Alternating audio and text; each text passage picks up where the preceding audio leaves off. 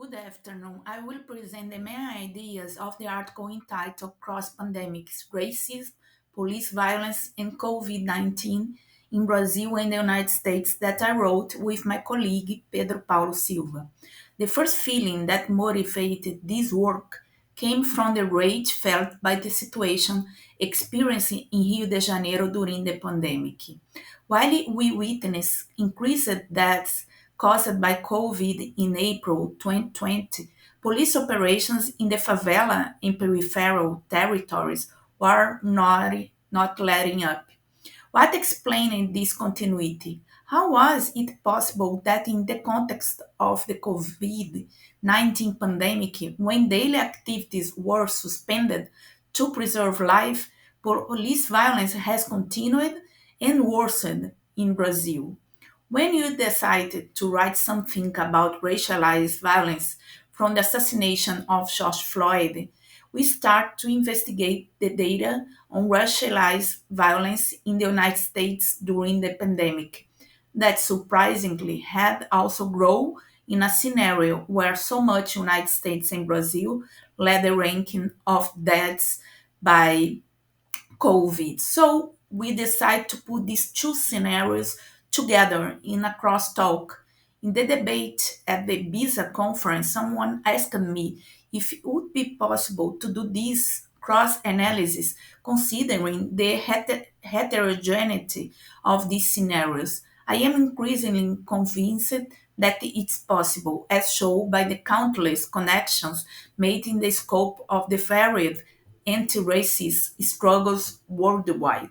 In the article, we highlight the global nature of this racialized violence. This violence is mobilized in the article not as a deviation from modern society, but as constitutive of it and of its institutions such as the state.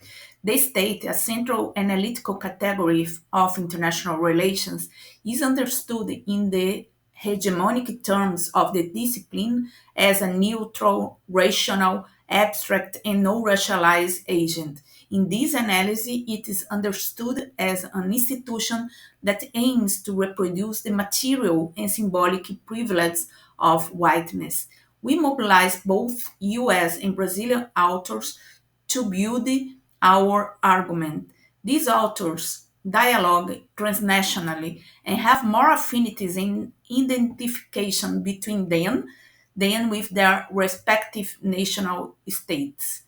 In 12, 9, in 2019, for example, Black activist Angela Davis came to Brazil. At one of the events, she said that we Brazilians should read more about the feminist thinker Lélia Gonzalez, one of the most influential intellectuals in the debate of the condition of Black women in Brazil.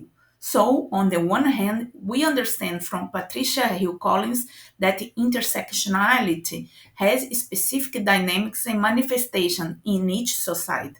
For example, in the case of Brazil, according to Lélia Gonzalez, racism has always been denied through the myth of racial democracy. But on the other hand, the article seeks to show the intersections between violence, but also between the struggles and resistance in the United States and Brazil, as in the case of the struggle of mothers against police brutality in both countries.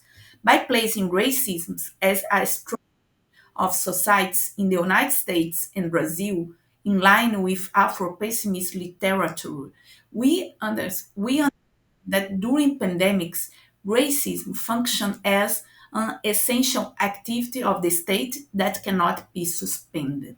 As such, racism becomes the primary explanation for the production of different types of deaths, not only due to the brute force of the police, as in the case of George Floyd and several young Brazilians and US black boys, but also due to omission of the state in the precariousness of labor relations.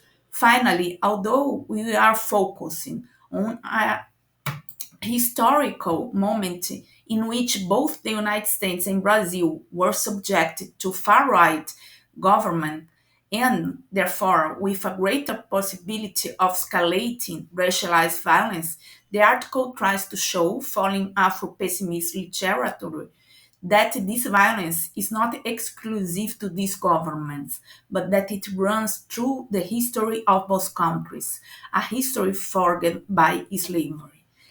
Hence, underlying the COVID crisis and even the crisis deriving from the rise of far-right governments to power, there is an unquarantined normality, a necropolitics, which defines the cut of who should live and who should die, and from which the state, based on whiteness, depends to reproduce both materially and symbolic.